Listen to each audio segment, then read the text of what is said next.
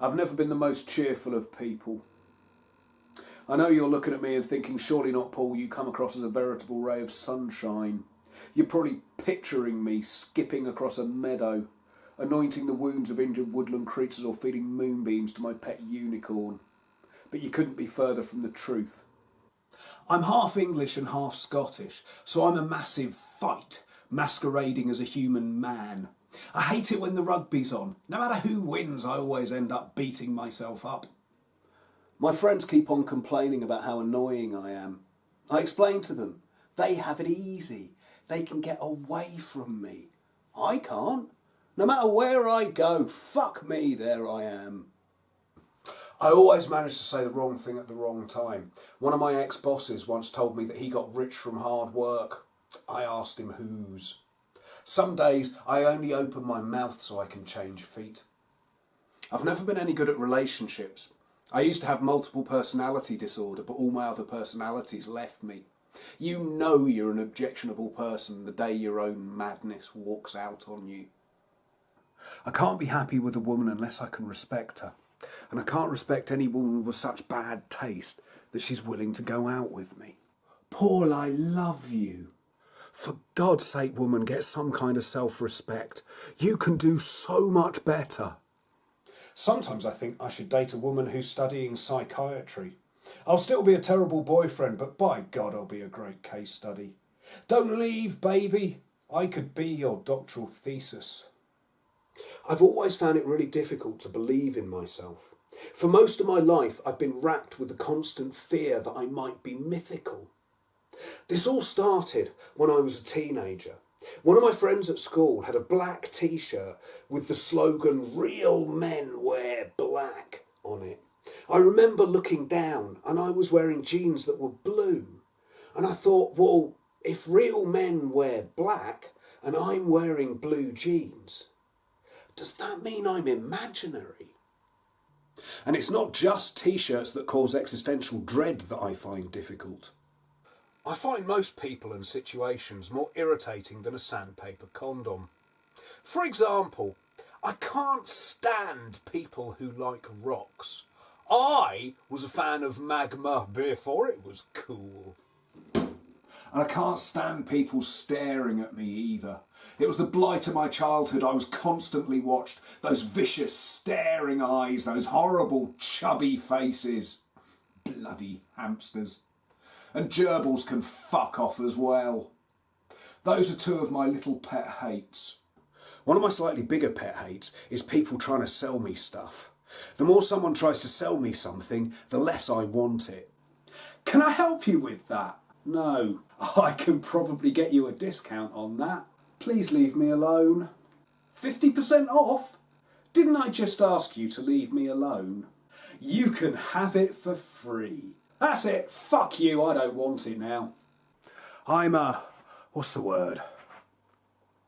Idiot. That's it. I'm a fucking idiot. I know it's not their fault. I just don't like it. It's lucky they don't give you the hard sell when you're food shopping, or I'd starve to death. When I write material, I try to think of appropriate subjects to talk about. You know, traditional, light, amusing topics to make warm, happy comedy about. So, clinical depression. I have got clinical depression. Sometimes I'm fine. Sometimes I'm so far from fine, I couldn't see fine with the Hubble Space Telescope. But over the last few years, I've found myself suffering from something new. Because ever since that Stephen Fry documentary on bipolar, I've developed mental illness envy. I'm deeply envious of people who've got bipolar. From the point of view of someone with clinical depression, bipolar sufferers seem to get it a lot easier. Oh yeah, they get the crushing lows, but they also get the highs of the manic stage as well. So in my messed up, depressed mind, on average, they must be fine. Now I am aware that that's like saying mountain goes up, mountain goes down. So on average, mountains are flat. But you see, all I get is pit of despair and then more pit of despair. So on average, Well, I'm pretty much fucked, aren't I? When you're sitting down the bottom of the pit of despair, only getting the down part seems really unfair. Please, sir, I want some manic. Ever since that documentary, it's almost become cool to say you're bipolar. Suddenly, men with big beards and interesting trousers are fighting over who was bipolar first. I had bipolar before that Stephen Fry documentary. According to my mother's gynaecologist, I was bipolar when I was in the womb. Oh yeah, well, my past life regression therapist told me that I had it when I was one of Cleopatra's eunuchs. Now, I am aware that it's pathetic and small-minded to be envious of somebody else's mental illness. I don't have bipolar, so how can I say they're fine? I've never experienced a manic stage. They could be horrible. I do feel incredibly ashamed and filled with self-hatred over this. But I've got clinical depression, so I pretty much always feel ashamed and filled with self-hatred. Oh well. I suppose this just goes to prove that sometimes I deserve to feel like that. This is just like when I was at school and my parents couldn't afford to buy me the expensive trainers that all the cool kids had. I'm just jealous. It's just my luck. I've got the mental health equivalent of Matalan trainers. Right, son, we've been to the mental illness shop, but I'm afraid we just couldn't afford bipolar, so we got you clinical depression instead. Oh, Dad, clinical depression? But all the cool kids have got bipolar. Only the sad kids have clinical depression. Well, yes, son, that goes without saying. Now, I wasn't going to tell you this, but your mother and me have been saving to get you attention deficit hyperactivity disorder for Christmas. Oh, it's no good if it isn't bipolar. I'm going to my room to self-harm. That's it, son. Try and make the best of it. A lot of people seem to find it difficult to deal with the knowledge that someone has a mental illness. In particular, knowing what to say seems to be a common problem. So I'm going to help you out with a few things not to say to someone with clinical depression. Firstly, don't say, "Don't worry, it'll go away," because that's like saying to an amputee, "Don't worry, it'll come back." And when someone says, "But with all the lovely, beautiful things in the world to feel happy about, why are you depressed?" I always respond with, "But with all the lovely, beautiful, fresh air available for you to breathe, why are you asthmatic?" Oh, and please don't tell me if you're scared of people with a mental illness. I'm scared of people who have mental illnesses.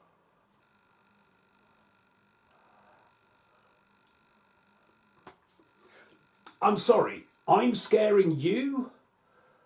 What are you scared of, a ricochet? You don't have to be scared of my mental illness. It's trying to kill me. It isn't trying to kill any of you. Conversely, here are a few things that you can say to someone with clinical depression. You could say, "You're really funny." Or you could try, "Would you like a gin and tonic?" That always goes down very, very well. Or you could try, "Here, have all my money." That's fine as well. Oh, and if you want to practice, you can try all of those out on me once all of this crap is over.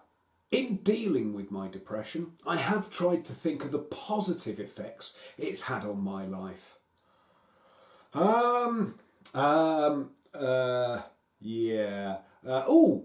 In a recent scientific study, it was found that depression is intrinsically linked to intelligence. So while you're desperately trying to think of a reason not to kill yourself, you can at least console yourself with the thought that you're only in this mess because you're clever. Oh, that also goes to prove that ignorance really is bliss. Depression keeps you looking young. You can't get laughter lines if you never laugh, or smile, or show any discernible emotion at all. I'm ancient. My birth certificate was written on papyrus.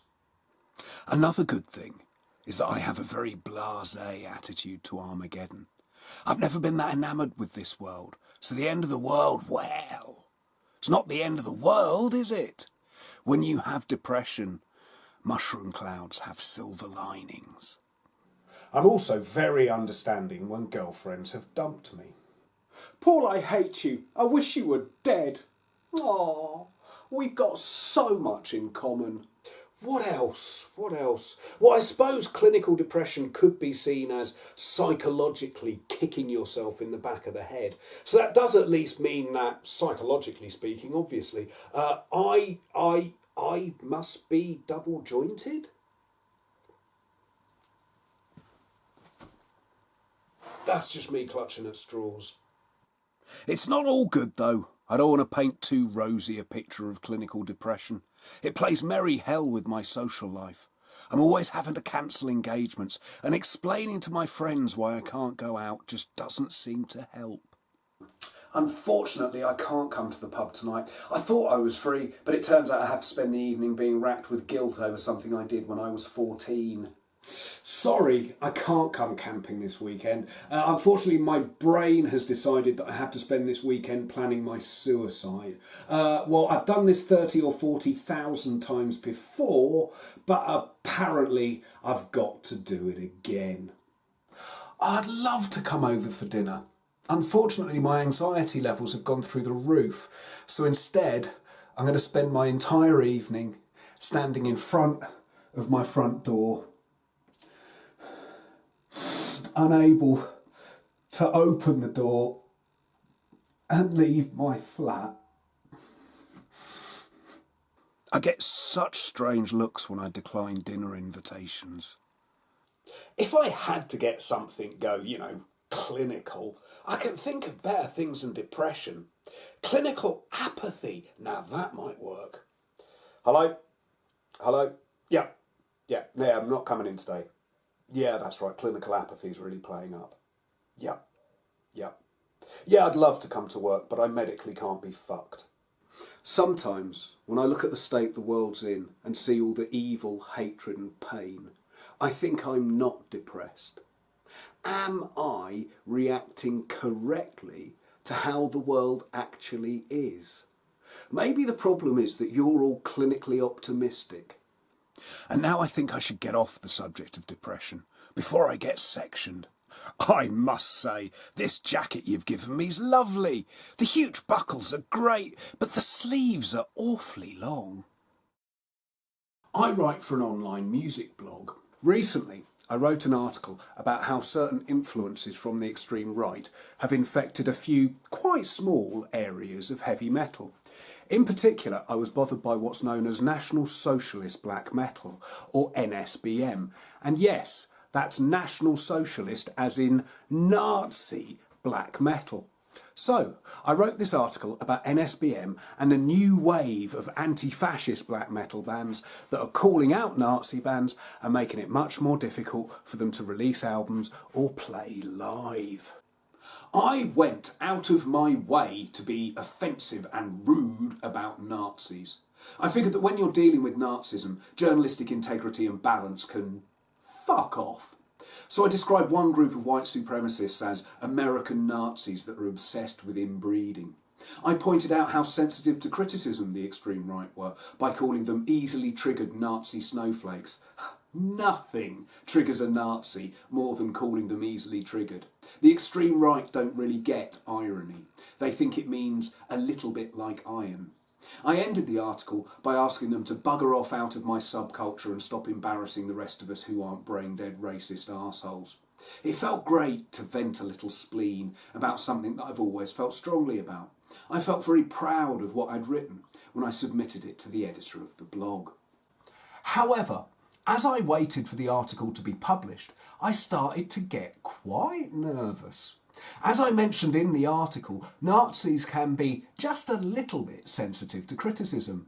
Online trolling is just the start. Some campaigners have had threats of violence, even death threats. They turn up at people's home addresses. There have been violent attacks, all the way up to actual murder. Yes, I know, I was shocked too. Who'd think people who believe in racist mass murder would be dangerous and violent? All the anti-fascist bands I was in contact with on Twitter were constantly getting threatening emails and tweets, so I knew what I was letting myself in for. Now that it was about to be in the public domain, I was suddenly feeling very exposed. So, The article was published and posted on Facebook and Twitter, and it did well. It was retweeted and shared a lot. I took a deep breath and I waited for the hatred and death threats to start piling in. I was ready to report and block. I'd even done special thumb exercises so I could block people really quickly. A couple of days went past. Lots of shares and lovely comments from nice anti-fascist and left-wing people. I thought, well, it'll take a while for the Nazis to find it. Maybe they're getting help with some of the longer words. A week, nothing nasty. Just lots of lovely people leaving positive, supportive comments. Week and a half, still nothing. Turns out these evil Nazis aren't nearly as ruthlessly efficient as I had feared. 2 weeks, not a threat in sight. I had made a principled stand against Nazism. I was starting to think it was downright rude of the Nazis not to notice. 3 weeks, still no threats, no insults, no one suggested I was born out of wedlock, no doxing, no dogpiling, just lovely, sweet people sharing my article and saying how bloody great I was. A couple of people even made comments about how brave I'd been, the patronising bastards. After a month, nothing. To date, still nothing. Not one single death threat. Not one. How am I supposed to have credibility on anti-fascist metal Twitter if no one wants to kill me? How a Neckbeard Death Camp, who are a radical anti-fascist war metal band, and I'm so fucking happy that radical anti-fascist war metal is now, a thing. How a Neckbeard Death Camp going to take me seriously if no one wants to kill me? They're getting death threats on a daily basis. I can't even get trolled. Now, I know it's irrational to be upset at not being threatened. Even I think it's weird and I'm used to my fucking nonsense. I think it's linked to either my chronic middle child syndrome because, a death threat. Wow, now that's a lot of attention. Or to my clinical depression. Because if loads of people wanted me dead, it would make my own suicidal tendencies seem far less extreme. You see, look, loads of people want me dead. It's not just me. Wanting to kill me is on trend. Yeah, it's definitely down to those two other things. It's got nothing to do with the fact that I made a huge fuss about being really, really scared of being attacked. So then not being threatened makes me look like a massive melodramatic idiot. Yeah, it's definitely down to those other two things. Got nothing to do with that whole melodramatic idiot thing. I think my next article on this subject will just be the phrase, fuck NSBM, followed by my name, full contact details, a step-by-step guide to bomb making, and a list of post offices with really lax security. Because if you haven't had a death threat or been subjected to a violent assault, have you even taken on the extreme right? When I was writing the article that clearly didn't bother Nazis, I spent quite a lot of time doing research on the extreme right. Now, I've seen descriptions of looking at alt-right culture as in going down the alt-right rabbit hole or going through the alt-right looking glass. I'd rather not use Alice in Wonderland analogies. So let's call it diving into the alt-right cesspit, or maybe surfing the alt-right sewer. But it would more accurately be described as the time I spent reading tweets written by cunts. The ideology is disgusting, and the spelling and grammar will make you cry. One of the common things that appears in the alt-right sewer is the concept of white supremacy and white pride. Now, I don't really get white pride. I felt proud of lots of things in my life. I've never felt proud of a lack of melanin. My parents are pasty and white. I'm pasty and white. How's that an achievement? I mean, if anything, it would be my parents' achievement. And is that how it works? Because I also inherited my mother's proclivity for having migraine headaches. Should I be starting, I'm in so much pain? Pride. Now, don't get me wrong. I'm not having a go at any other form of pride. If you come from an attacked or maligned minority, then simply being yourself in a white, cis male, straight aligned society is an achievement, so you can be proud of it. Particularly when you compare it to white pride. Because white pride is taking pride in the slave trade, colonialism, the Holocaust, and in always making everyone else feel afraid. Openly expressing that level of entitlement is the equivalent of having racist, genocidal, thieving, intolerant, psychotic twat tattooed across your forehead, which apparently is now a fashion statement in alt-right culture. It must be hard growing up in a white pride family. Morning, son. You're looking very pale this morning. Good. It must be stressful playing outside when you know that the more time you spend in the sun, the less your parents will love you. Which also raises the question, do white supremacist truck drivers really fucking hate one of their arms? Neo-Nazis in the States now have their own champion in the White House with Donald Trump, the orange white supremacist. It really does highlight the inherent stupidity of the extreme right, thinking that Trump, who was born a billionaire, was an anti-elite man of the common people. It really does make me wonder how so many people can be so stupid. But then I remember that an awful lot of right-wing Americans don't believe in evolution.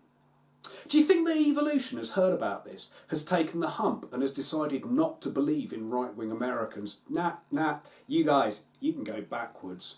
Because to a Homo habilis or an Australopithecus, Donald Trump must seem quite impressive. It also explains that weird hand gesture he does. You know that thing? That? Right? He's showing his supporters his opposable thumb. Vote for me and soon you'll all have opposable thumbs. I think one of the main reasons white supremacy feels wrong is the fact that these arseholes think they have the right to colour match who other people have children with. And when you get right down to it, that is telling people who they're allowed to fall in love with. And that just feels so wrong. We don't need white supremacy to tell us who to fall in love with. We already have alcohol, bad decisions, hormones, and the desire to piss off our parents. And I think that's enough. As I mentioned before, I am a metalhead. Now, the aesthetic that goes along with heavy metal appears to some people to be quite aggressive, but all it actually signifies about me is that I love heavy metal. It doesn't say anything about me as a person other than I have really fucking great taste in music. So I think I get misjudged quite a lot. I think people think I'm much tougher than I actually am. For example, I'm actually quite a trusting, naive person. I treat most situations with a suspicion of an easily led newborn kitten. In fact, I think I've already proven my case simply by stating that to anyone who has an internet connection. For all I know, you lot could be con men, thieves, liars, or people who work in the mainstream media. I mean, it's perfectly possible that Robert Peston is watching this, and that genocide cheerleading cunt is capable of anything. But, despite the risks, I would much rather be taken for a ride than be unable to trust other people. Being trusting does have its downside. I hate it when my sat-nav screws up. I'm so trusting, I'll just follow it anywhere. Hang on! This is the seventh circle of hell! I wanted to go to Nuneaton. Oh well, it's pretty much the same thing anyway. It can make me look ridiculous in front of my friends as well. My nationwide campaign to have the word gullible put back into the dictionary just made me a laughing stock. It also cost me money and has had a very negative effect on how I feel about powerful people. I mean, if you can't trust the Nigerian royal family, who can you trust? It also cost me a lot in time as well. I spent hours every day answering the hundreds and hundreds of emails that I get. Sorry, I'm not looking for a hookup. I'm in a great relationship, so I'm fine, thanks. But hey, you have fun, you crazy kids. It's okay. I don't have erectile dysfunction, so I won't be needing Viagra or Cialis. Thanks for the offer though. I'll be sure to pass it on to any of my friends who might be needing your services. Dear online pharmacy, it's okay, I live in the UK and for the time being we still have a little bit of our NHS left. So I think I'll be getting my prescriptions in the traditional way, thanks. But as soon as the NHS is completely sold off, I'm sure I'll be beating a path to your door. Thanks so much for all the offers. Yours sincerely. I get so many emails these days, but I feel that if these people have taken the time and the effort to send me all of these messages, it would be incredibly rude of me not to reply. My friends keep on telling me to delete them, but every time I think about those sweet, helpful email marketeers waiting for my reply and not getting one, well, I just can't hurt them in that way. I seem to be pissing off my bank as well. Apparently I shouldn't give out my bank details to people pretending to work in finance. But I can't help trusting them. I just can't imagine bankers being dishonest. Being trusting and naive does have its down points. A lot of people take advantage of me. I get disappointed a lot, and it costs me a fortune. But even though it's damaged me and my life, I've made a conscious decision to stay trusting and to not allow myself to become cynical. Because there are things that only trust can get you. If you can't trust others, you miss out on so much. Trust is essential for a successful relationship. I genuinely believe that my incredibly trusting nature is one of the main reasons why my girlfriend and I are celebrating our 24th anniversary this year. 24 years of love, happiness and, yes, trust. I must admit though, just for accuracy, you understand, well, I haven't actually seen her since 1998, since she popped out to get tea bags and still hasn't come back. It does worry me, but she always was really into tea, so it's not out of character for her to go to extreme lengths to get some really, really great tea. And what sort of boyfriend would I be if I stopped trusting her just because I haven't seen her for a while? I mean, who dumps their partner simply because they're a little late coming home from the shops? One of my friends thinks he's found her on Facebook, but I keep on telling him, okay, maybe the person he's found does look exactly like her, even down to that small birthmark on her neck, but that's the wrong surname, and I think I would have remembered 2 kids. Even though I get laughed at a lot, I do still believe in our relationship. I trust that she still loves me because, after all, in a relationship, if you haven't got trust, what have you got? Look, I know you all think I'm an idiot. It's okay, everyone does. But I'm afraid I don't agree with you. I think I'm a really, really lucky man. I think I'm lucky because trust is intrinsically linked to hope. After all, isn't trusting someone simply the hope that they'll act decently? My life is filled with hope. Okay, some people have said that that's all that I've got, but it is a great thing to have so much hope. I hope one day I'll get to see the bright lights of Nuneaton. I hope Prince Nnamdi Azikiwe will return my bloody money. I hope I'll spend less than 8 hours a day answering emails. I hope one day I'll get to taste that elusive, perfect tea that my girlfriend is trekking around the world to find. I hope I'll be able to pay my rent this month, but unfortunately, due to Prince Nnamdi and someone pretending to be my bank manager, I fear my landlord may be disappointed. I hope one day I'll have a stable, loving relationship and I'll have someone to talk to.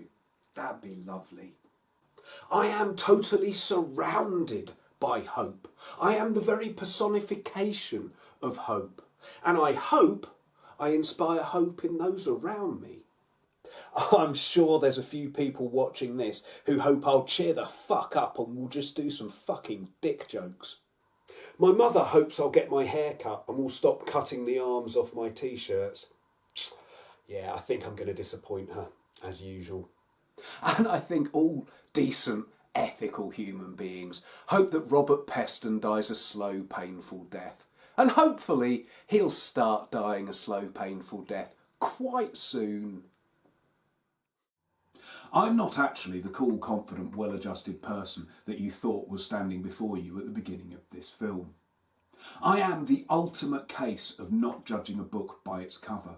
Beneath this, admittedly beautifully designed, sophisticated, apparently successful cover lies a small, dog-eared, badly written book of dense political theory that doesn't make much sense and probably shouldn't have been published. I've never really fitted in anywhere. Not like fitting a square peg into a round hole, more like fitting a herd of wildebeest into a round hole. As a comedian, it helps to have common ground with other people to aid understanding. But it's difficult to have shared experiences with people if you are a clinically depressed, introverted, dyslexic, deeply anxious, insomniac, evolutionary socialist, bullet-belted, metalhead stand-up comedian with chronic middle child syndrome and anarchistic tendencies. Writing jokes that behave themselves just isn't that easy. I'll give you an example. A man walks into a doctor's surgery and says, "Doctor, doctor, help me. I feel like I'm trapped in a traditional cliched repeating comic narrative." And the doctor says, "Hang on. Weren't you in here last week with a steering wheel down your trousers?" "Yes, I told you it was driving me nuts." "Well, exactly. You're clearly making up ridiculous false ailments to waste my time." Okay, last week I was taking a piss, but I only did that because the week before that I came in here and told you I thought I was a pair of curtains, and you just laughed and told me to pull myself together, which I thought was an incredibly blasé attitude towards serious mental illness.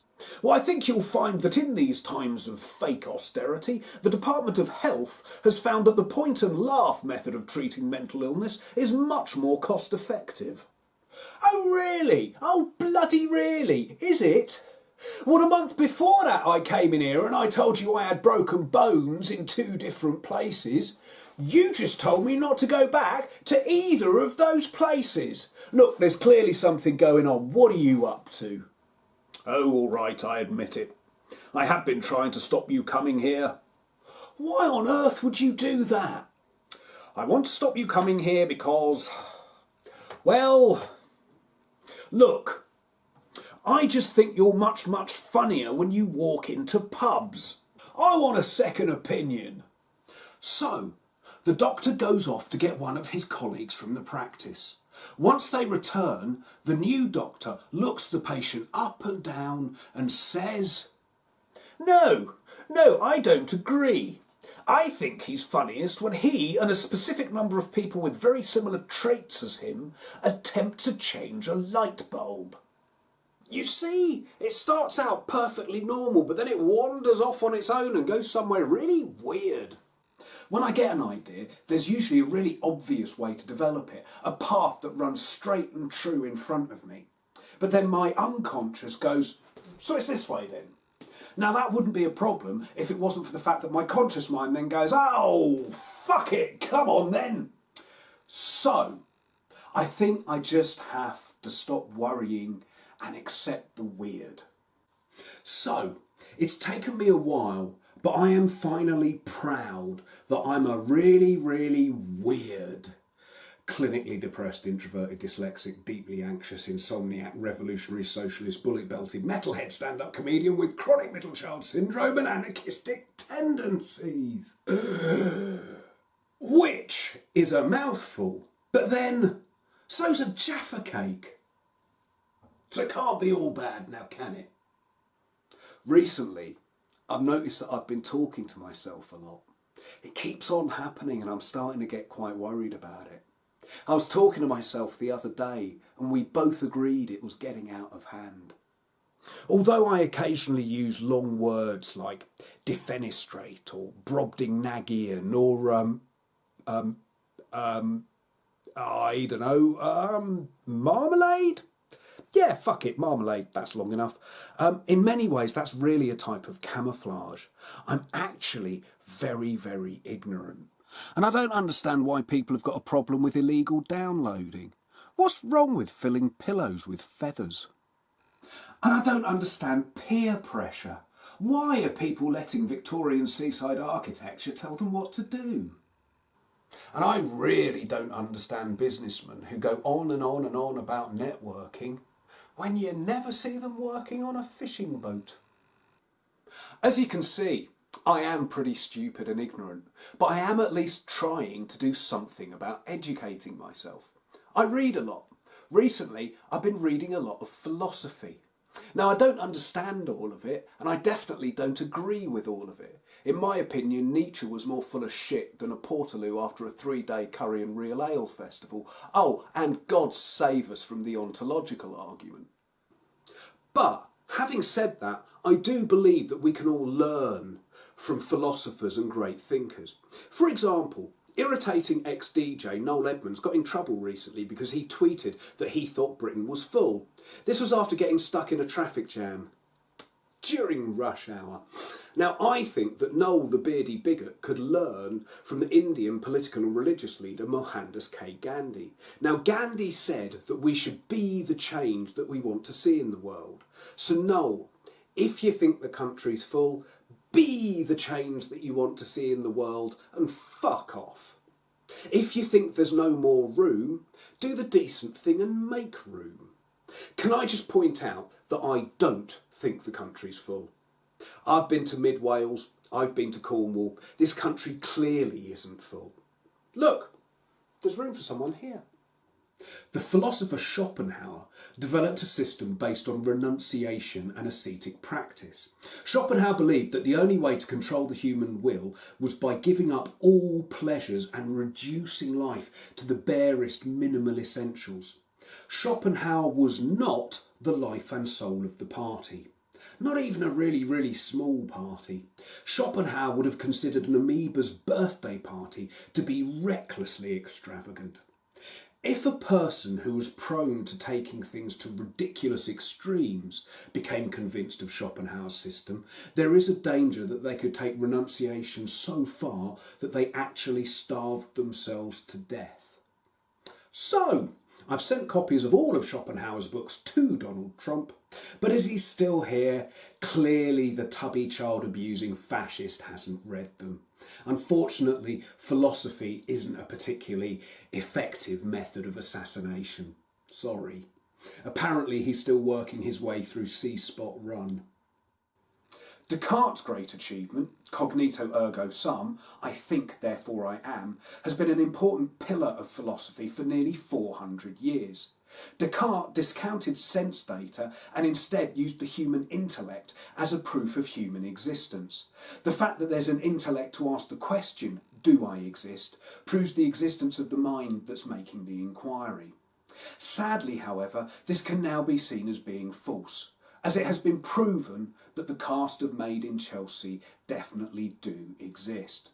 It's a shame that such a sublime piece of philosophical reasoning has been overturned by the existence of a bunch of inbred upper-class morons, but I think in cases like this, we're just going to have to be philosophical about it.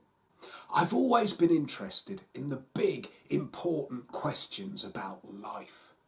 Questions like, am I a chronic insomniac, or have I just been having incredibly vivid dreams about not being able to get to sleep?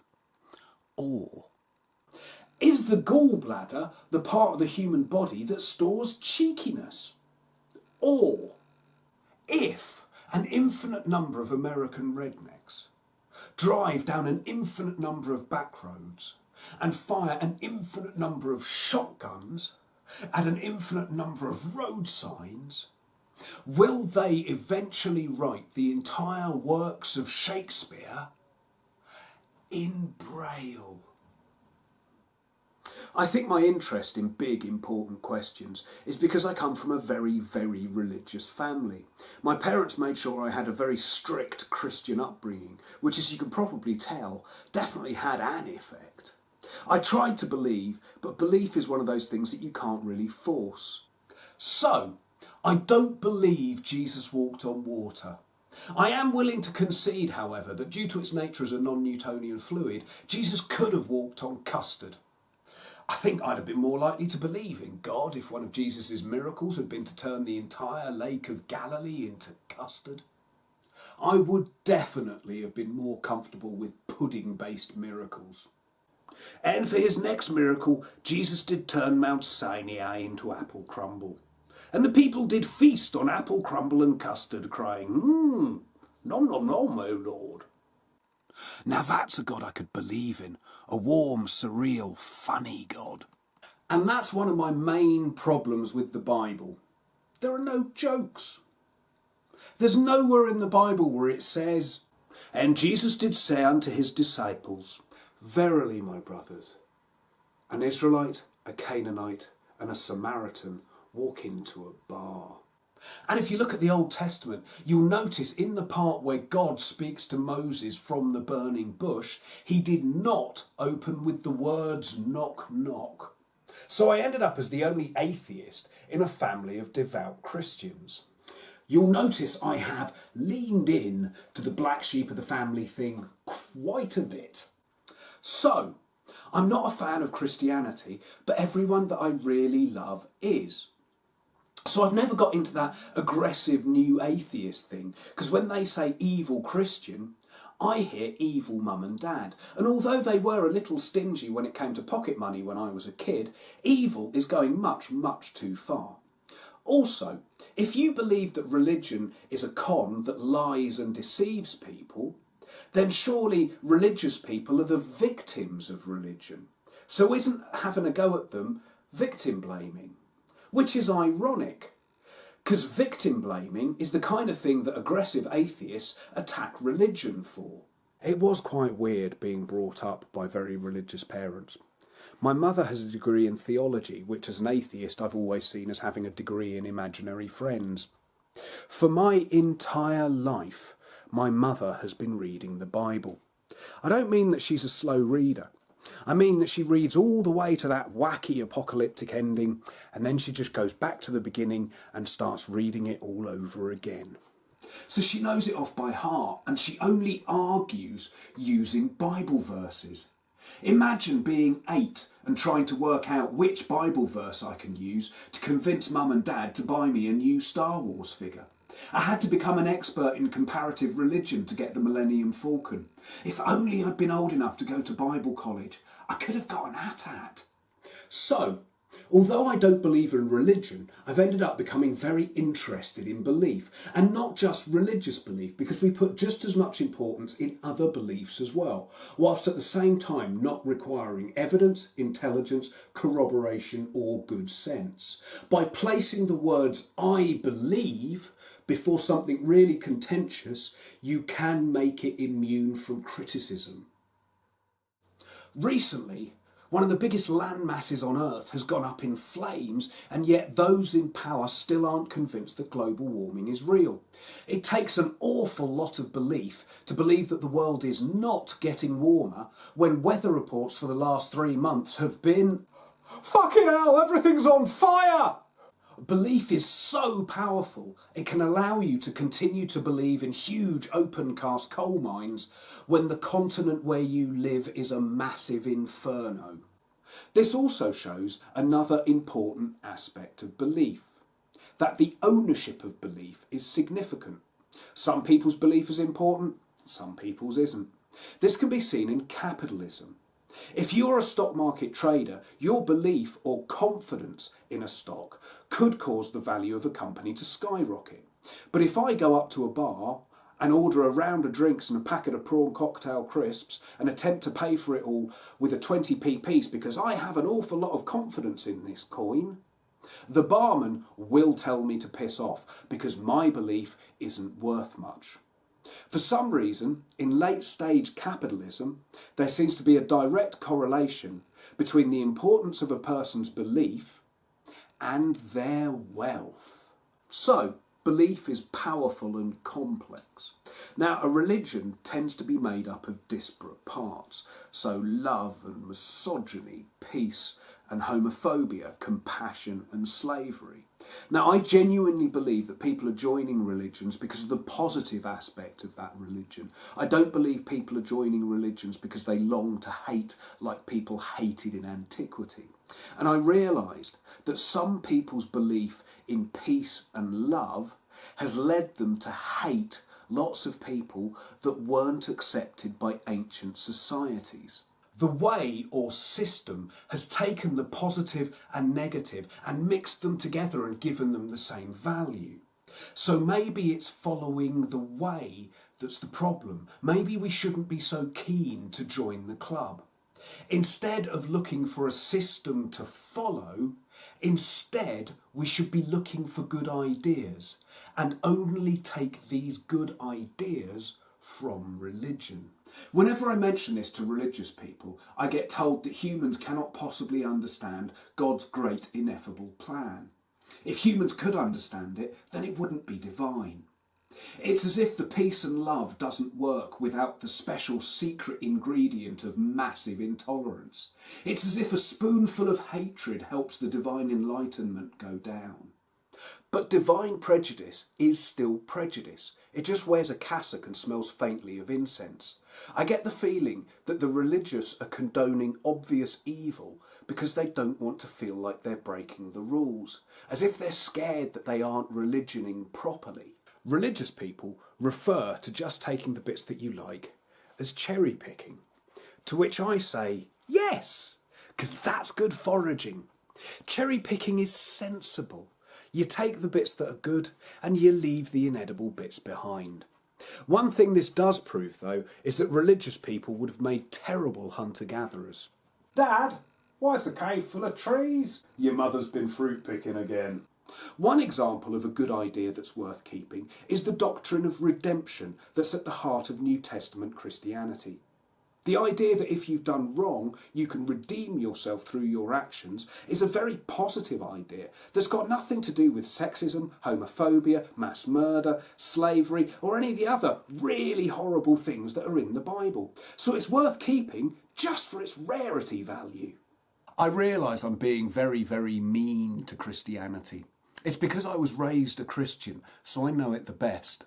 If I'd been raised in any other religion, I'd be being mean about that religion. I've also looked at other belief systems. I got really interested in a religion from India called Jainism, particularly the Jain doctrine of ahimsa, or total non-violence in thought or deed. Many Jains take this so seriously that they wear face masks, and when walking they sweep the path before them so that they do not accidentally kill insects by breathing them in or stepping on them. Mahavira, who was the 24th patriarch of the Jain religion, described ahimsa in this way. Do not injure, abuse, oppress, enslave, insult, torment, torture or kill any creature or living being. Which is a neat way to sum up most of morality with one sentence. This was about the same time that God was giving the 10 Commandments to Moses on how to live a good and moral life and forgot to outlaw slavery or rape. Ahimsa is a great idea, so it's worth keeping. What isn't a great idea is that, as with other religions, there's quite a lot of misogyny in Jainism. Notice that Mahavira was the 24th patriarch of the Jain religion. In fact, one of the main Jain sects, the Digambaras, believe that women cannot achieve moksha and ascend. They believe that, and there's really no easy way of saying this, they believe that Jain women have to wait until they are reincarnated as men, live a good life, and then they can achieve moksha and ascend. So we take the cherry of ahimsa and we leave the misogyny and sexism branches behind. So I think that each of us should have their own religion, built out of all of the good ideas that they like. So there should be 7.5 billion religions. This will make RE classes a nightmare, but it might make the world a more peaceful place.